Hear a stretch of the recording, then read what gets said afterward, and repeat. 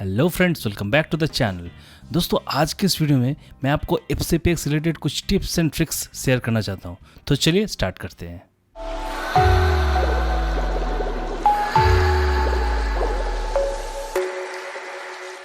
दोस्तों, अगर मान लीजिए आपके पास बहुत ही पुराना कंप्यूटर है, लेकिन आपके क्लाइंट ने अगर आपको फुटेज भेजा है 4K का और हायर रेजोल्यूशन का, तो आप कैसे एडिट करेंगे? सिंपली दो ही ऑप्शन है आपके पास। या तो आप हायर कॉन्फ़िगरेशन का एक मैक ले लीजिए। अभी तो दोस्तों नया iMac भी लॉन्च हो चुका है M1 चिप के साथ। Those are really super fast. But ये सब iMacs को खरीदने के लिए क्या आपके पास उतना सारा पैसा है? अगर है तो फिर ठीक है, खरीद लीजिए। अगर नहीं है तो आपके पास और एक सोल्यूशन है जिससे आप अपने पुराने कंप्यूटर में भी 4K या फिर दूसरे हायर रेजोल्यूशन फुटेज को एडिट कर सकते हैं। तो दूसरा जो ऑप्शन है वो है प्रॉक्सी मीडिया। आपके पास जो भी हायर रेजोल्यूशन का फुटेज है, आपको सिंपली सारे फुटेजेस को H.264 प्रॉक्सी में कन्वर्ट करना पड़ेगा। तो चलिए थोड़ा सा देख लेते हैं। तो किसी भी फुटेज को अगर आपको H.264 प्रॉक्सी में अगर कन्वर्ट करना है तो आप कैसे करेंगे? तो बेसिकली आपको सारे फुटेजेस को, जो भी फुटेजेस को आप कन्वर्ट करना चाहते हैं, वो सारे फुटेजेस को आपको पहले सिलेक्शन करना पड़ेगा। सिलेक्शन करने के बाद आपको जाना पड़ेगा फाइल, देन ट्रांसकोड मीडिया। इस ऑप्शन में आपको क्लिक करना पड़ेगा। यहाँ पर क्लिक करने के बाद आपको सिंपली ये जो ऑप्शन यहाँ पर दिख रहा है, आप क्रिएट प्रॉक्सी मीडिया, इसके साइड में ये चेक बॉक्स है, यहाँ पर भी आपको क्लिक करना पड़ेगा। अब देखिए यहाँ पे दो कोडेक ऑप्शन आपको दिखाई दे रहा है। एक है H.264 और दूसरा है ProRes प्रॉक्सी।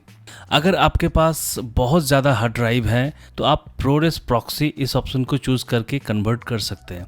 लेकिन अगर आपके पास मान लीजिए हार्ड ड्राइव स्पेस बहुत ही कम है तो फिर आप H.264 इस ऑप्शन को चूज़ करें। इसको सिलेक्शन करने के बाद फ्रेम साइज आप कितना चाहते हैं वो भी आप यहाँ से चूज़ कर सकते हैं। तो बेसिकली मैं यहाँ पे आपको रिकमेंड करता हूँ फ्रेम साइज डिफ़ॉल्ट में जैसा है 50%, इसी को रहने दीजिए। या तो फिर आप अपने हिसाब से यहाँ से चूज़ कर सकते हैं 50%, 25%, 12.5% या फिर अप टू रेजोल्यूशन आप जो भी देख रहे हैं यहाँ पे 4K है, फुल HD है और 960, 450 जो भी है, ये सब ऑप्शन को आप चूज़ कर सकते हैं। ठीक है, और सेम एज सोर्स जो भी आपका टाइमलाइन का सेटिंग है उस हिसाब से आप कन्वर्ट कर सकते हैं। लेकिन मैं आपको हमेशा एक ही बात बोलूँगा कि H.264 कोडेक को सिलेक्शन करने के बाद फ्रेम साइज जो है वो हमेशा 50% ही रहने दीजिए। इससे क्या होगा, फुटेज का क्वालिटी भी सही रहेगा, क्वालिटी ज़्यादा डिक्रीज नहीं होगा और आपका हार्ड ड्राइव स्पेस भी बचेगा। ठीक है, सिंपली आपको इसके बाद ओके में क्लिक करना पड़ेगा। जब तक ये ट्रांसकोडिंग कंप्लीट नहीं हो जाता तब तक आपको कुछ भी काम करना नहीं चाहिए FCPX में। देखिए ट्रांसकोडिंग अभी कंप्लीट हो गया है। अभी आप जो यहाँ पे रेजोल्यूशन देख रहे हैं फुटेजेस का, ये जैसा सोर्स है वैसे ही है, ये चेंजेस अभी नहीं हुआ है। तो प्रॉक्सी सिलेक्शन करने के लिए आपको जाना पड़ेगा व्यू, डाउन एरो यहाँ पे आपको दिखाई दे रहा है, यहाँ पे आपको क्लिक करना पड़ेगा और उसके बाद आप चूज़ करें प्रॉक्सी ओनली इस ऑप्शन को। देखिए फुटेज का जो रेजोल्यूशन है वो थोड़ा सा डाउन हो गया है, लेकिन ठीक है, अगर आपके पास कंप्यूटर का कॉन्फ़िगरेशन हायर नहीं है तो आप अच्छी तरह से एडिट कर सकते हैं, टाइमलाइन बटर स्मूथ हो जाएगा एकदम। लेकिन जब आप एक्सपोर्ट करेंगे तब सिंपली आप यहाँ से ऑप्टिमाइज और ओरिजिनल ऑप्शन को एक बार चूज़ कर लीजिएगा। ठीक है, और ये जो कन्वर्ट हो रहा है फुटेज, ये कहाँ पर सेव होता है ये भी चलिए मैं आपको दिखा देता हूँ। इसके लिए आपको लाइब्रेरी को सिलेक्शन करना पड़ेगा। लाइब्रेरी सिलेक्शन करने के बाद आपको मॉडिफाई सेटिंग्स यहाँ पे आपको क्लिक करना पड़ेगा। अब यहाँ से देख सकते हैं ये जो मीडिया लोकेशन है अभी यहाँ पे दिखा रहा है इन लाइब्रेरी। इसका मतलब जो भी फुटेजेस आपने कन्वर्ट किया है वो सारा फुटेजेस उस लाइब्रेरी लोकेशन में ही ऑटोमेटिकली सेव हो जाएगा। आप चाहे तो इस लाइब्रेरी का लोकेशन जो है ये चेंज कर सकते हैं।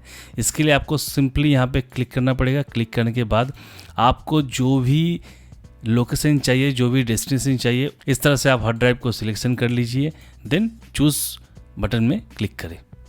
लाइब्रेरी के ऊपर आपको राइट क्लिक करके रिवील इन फाइंडर करना पड़ेगा। अब लाइब्रेरी के ऊपर आपको फिर से राइट क्लिक करके शो पैकेज कंटेंट, इसमें क्लिक करना पड़ेगा।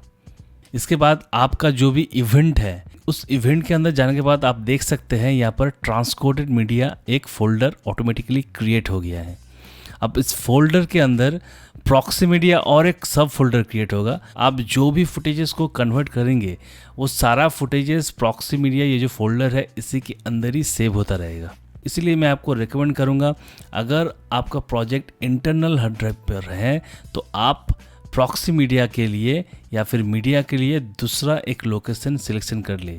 नॉर्मली इंटरनल हार्ड ड्राइव हमारा SSD रहता है या फिर NVMe SSD रहता है, तो उसका स्पेस बहुत ही कम रहता है, तो इसलिए आप एक दूसरा हार्ड ड्राइव लोकेशन सिलेक्शन कर सकते हैं। ये तो हो गया जो भी फुटेज आपने इंपोर्ट कर लिया था वो सारा फुटेजेस को हम कैसे कन्वर्ट कर सकते हैं। लेकिन हम ये चाहते हैं जो भी फुटेज आप इंपोर्ट करेंगे ऑटोमेटिकली कन्वर्ट हो जाएगा प्रॉक्सी में, तो उसे आप कैसे कर सकते हैं। तो इसके लिए आपको जाना पड़ेगा final cut pro, then preference option पर जाने के बाद यहाँ पे आपको जाना पड़ेगा इंपोर्ट ऑप्शन में। यहाँ से आप देख सकते हैं ट्रांसकोड एक ऑप्शन। अब आपको यहाँ पर चूज़ करना पड़ेगा create proxy media, then H.264। अब फ्रेम रेट जैसा कि मैंने बोला है आपको जैसा चाहिए आप उस हिसाब से सिलेक्शन कर सकते हैं। ये जो हो गया आपका डिफ़ॉल्ट सेटिंग हो गया। अभी आप कोई भी फुटेज को जब भी इंपोर्ट करेंगे तब वो ऑटोमेटिकली H.264 में कन्वर्ट हो जाएगा। दोस्तों अगर मान लीजिए आपके पास कुछ फुटेजेस हैं जिसमें 4 चैनल या फिर 6 चैनल ऑडियो है और आप सिंपली जिस चैनल में ऑडियो नहीं है या फिर साइलेंस है वो सब चैनल्स को आप इग्नोर करना चाहते हैं या फिर इंपोर्ट करना नहीं चाहते हैं, तो आप कैसे करेंगे, तो चलिए ये भी देख लेते हैं। तो इसीलिए आपको जाना पड़ेगा final cut pro, then preference tab में जाने के बाद आपको जाना पड़ेगा इंपोर्ट ऑप्शन में, और यहाँ पे आप देख सकते हैं एकदम नीचे रिमूव साइलेंट चैनल्स एक ऑप्शन है। इसके साइड में आपको ये जो चेक बॉक्स आपको दिखाई दे रहा है यहाँ पे जस्ट क्लिक करना पड़ेगा। तो दोस्तों रिमूव साइलेंट चैनल्स ये ऑप्शन अगर एक्टिवेट है तो आपके फुटेज में कोई भी अगर साइलेंट चैनल्स हैं तो वो इग्नोर हो जाएगा, इंपोर्ट नहीं होगा उस फुटेज के साथ। दोस्तों ये जो टाइमलाइन आपके सामने है, इस टाइमलाइन का जो हाइट है इस हाइट को चेंज करना है तो आप कैसे करेंगे। अगर रैंडमली टाइमलाइन का जो हाइट है उसको अगर चेंज करना है तो आपको सिंपली यूज़ करना पड़ेगा शिफ्ट कमांड प्लस और माइनस। देखिए शिफ्ट कमांड प्लस करने से टाइमलाइन का हाइट रैंडमली बढ़ रहा है और शिफ्ट कमांड माइनस से टाइमलाइन का जो हाइट है वो कम हो रहा है। ये ट्रिक बहुत काम में आता है एक्चुअली। ऑडियो का काम करने के टाइम में इस टाइमलाइन का जो हाइट है इसको बढ़ाना पड़ता है क्योंकि हमें वेब फॉर्म को अच्छी तरह से दिखना है। इस वेब फॉर्म को अगर आपको अच्छी तरह से दिखना है तो इसका एक शॉर्टकट की भी है, Ctrl+Option+2 अगर आप प्रेस करेंगे तो आप देखिए वेब फॉर्म का हाइट थोड़ा सा बढ़ गया है। अगर आप थंबनेल देखना चाहते हैं और फुटेज देखना चाहते हैं ओनली, उसमें कोई भी वेब फॉर्म आप देखना नहीं चाहते हैं तो आपको सिंपली इस ऑप्शन Ctrl+5 प्रेस करना पड़ेगा। देखिए टाइमलाइन पर कोई भी वेब फॉर्म दिखाई नहीं देगा, ओनली आपको फुटेज का जो थंबनेल है वही दिखाई देगा।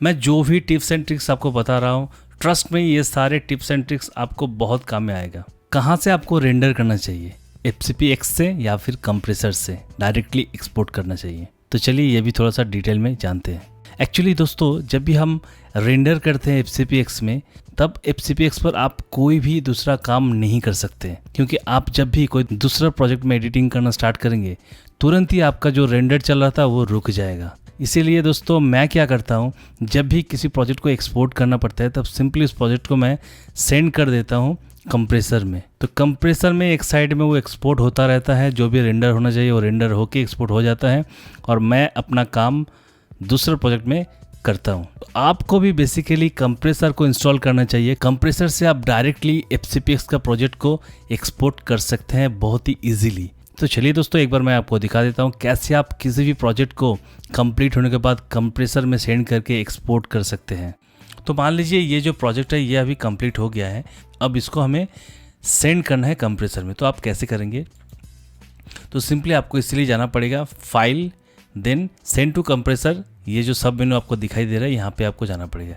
अब यहाँ से आपको क्लिक करना पड़ेगा न्यू बैच में। अब जब न्यू बैच इस ऑप्शन में क्लिक करेंगे तब कंप्रेसर ऑटोमेटिकली ओपन हो जाएगा। चलिए देखते हैं। देखिए अभी कंप्रेसर जो है अभी ओपन हो गया है। ये प्रोजेक्ट आपके सामने यहाँ पे आ गया है। लेकिन अगर आपको प्रोजेक्ट को एक्सपोर्ट करना है तो यहाँ पर बहुत सारे प्रीसेट्स पहले से ही है। आप इनमें से जो भी प्रीसेट्स आपको चाहिए उसको सिलेक्शन करने के बाद यहाँ पे जस्ट ड्रॉप कर दें। जैसे कि आप मान लीजिए MP4 में आप एक्सपोर्ट करना चाहते हैं। सिंपली ये जो MP4 आपको ऑप्शन दिख रहा है, इस तरह से आपको ड्रैग करना पड़ेगा प्रोजेक्ट के ऊपर। ड्रैग करने के बाद आपको लोकेशन देना पड़ेगा जहाँ पर आप सेव करना चाहते हैं। लोकेशन देने के बाद आप फाइल नेम एक दे दीजिए, जो भी फाइल नेम आपको चाहिए। कंप्रेसर का जो मेन फ़ायदा ये है, कंप्रेसर में आप किसी भी फाइल का सेटिंग्स को आप चेंज कर सकते हैं।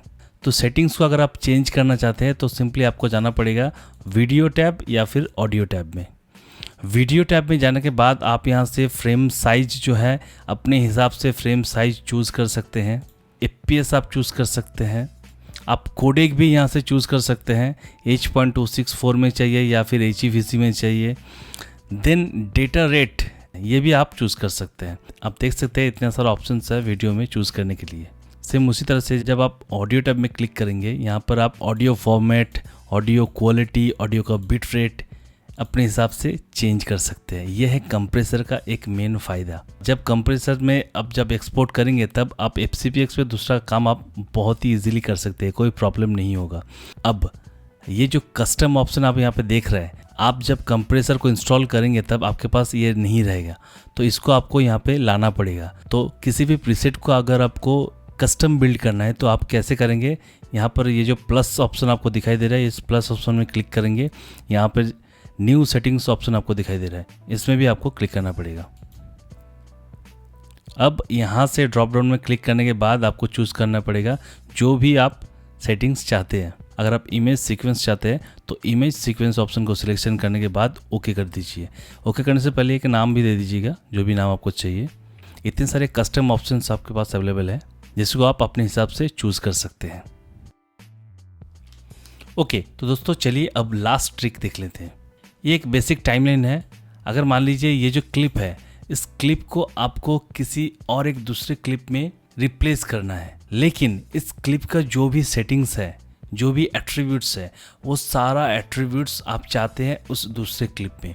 तो आप वो कैसे करेंगे? सबसे पहले ये क्लिप को सिलेक्शन करने के बाद कमांड C आप प्रेस करेंगे। कमांड C प्रेस करने से क्या होगा, क्लिप का जो एट्रीब्यूट्स है और क्लिप जो है वो दोनों ही कॉपी हो जाएगा, लेकिन आपको पेस्ट करना है ओनली एट्रीब्यूट्स। तो मान लीजिए ये क्लिप है, इस क्लिप को आप इस वाले क्लिप के साथ रिप्लेस करना चाहते हैं। ओके, इससे पहले हम एक काम करते हैं, इस क्लिप के ऊपर थोड़ा सा चेंजेस कर लेते हैं, तभी हम समझ सकते हैं एट्रीब्यूट्स कॉपी होने के बाद पेस्ट कैसे होगा। ओके, अब हमने कुछ चेंजेस कर लिया है इस क्लिप के ऊपर। अब हम चाहते हैं ये सेम सेटिंग्स इस वाले क्लिप के ऊपर अप्लाई करना और उस क्लिप को यहाँ पे रिप्लेस करना। ठीक है, तो हम इस क्लिप को सिलेक्शन करने के बाद कमांड C प्रेस करेंगे कॉपी करने के लिए। कॉपी करने के बाद आपको सिंपली इस क्लिप को सिलेक्शन करना पड़ेगा जिस क्लिप को आप रिप्लेस करना चाहते हैं। देन सिंपली आपको ऑप्शन R प्रेस करना पड़ेगा। टाइमलाइन जिस क्लिप के ऊपर रहेगा वो क्लिप ऑटोमेटिकली रिप्लेस हो जाएगा। अब मान लीजिए सेम फुटेज को आपको यहाँ पे चाहिए, जस्ट टाइमलाइन को आप यहाँ पे प्लेस कर दीजिए और ऑप्शन R। देखिए ये तो हो गया क्लिप रिप्लेस। अब एट्रीब्यूट्स को पेस्ट करना है तो हम क्या करेंगे, शिफ्ट कमांड V प्रेस करेंगे। शिफ्ट कमांड V प्रेस करने के बाद कुछ इस तरह के एक विंडो ओपन हो जाएगा जिसमें आप देख सकते हैं लिखा हुआ है पेस्ट एट्रीब्यूट्स, कॉपी फ्रॉम। इस क्लिप से इस क्लिप में कॉपी हो जाएगा। अभी मान लीजिए जो स्केलिंग मैंने किया था उस क्लिप में, वो स्केलिंग आप नहीं चाहते इस क्लिप पे, तो सिंपली यहाँ से अनचेक कर दीजिए। तो अब हम जब पेस्ट करेंगे तब ओनली कलर करेक्शन जो हमने किया था वो कलर इफेक्ट यहाँ पे पेस्ट हो जाएगा।